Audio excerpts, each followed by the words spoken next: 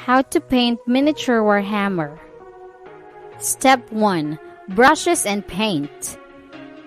Although it is possible to paint a mini with just one brush, it would be difficult. Depending on what you're doing, you'll need a variety of brushes. For dry brushing, use larger, stiffer brushes. For applying major colors, use larger, softer brushes. For fine detail painting, use smaller, tapered brushes. Acrylic paints are my preferred choice for painting miniatures for a number of reasons. It is simple to layer paints because the paint dries quickly. The paint can easily be diluted and used as a wash. Step 2. Priming. In order to prevent the miniatures from obstructing each other from the paint, I usually prime them while standing them up. Paint the front of the mini first, then the back.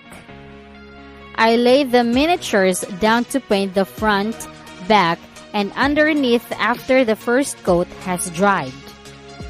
In order for additional paint to adhere correctly, it is crucial to get a consistent, full coating of the miniature.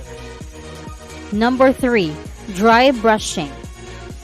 Using a contrasting paint to dry brush, you may visually emphasize details. The primer layer won't be entirely covered by the acrylic paint in one application because it's a little on the thin side. Step 4. Main colors. Once the miniature has received all the dry brushing, it is time to begin coloring it. I used a dark green skin tone for this orc, then dry brushed a lighter shade of green over it to help the details stand out. For the clothing and the axis wood handle, I choose a dark brown. When it was all the same color, I thought his attire resembled coveralls too much, so I painted the pants a lighter shade of brown. Step 5. Details. Details are now required. His weapon's blades were coated a metallic steel tone and the rivets were accented with metallic copper. Red is used to trim the blade edges to simulate blood stains. Eyes and the mouth were painted crimson. Nails and teeth were painted white. Titanium gold paint is applied to earrings. To make them stand out visually, the side pouch and boots were painted black. Green paint is applied on the base.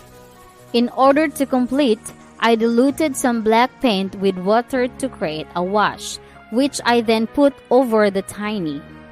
Since the wash is so thin, it fills in the tiny fractures and crevices in the miniature to add that final layer of coloring and raise the level of detail. Don't forget to like and subscribe.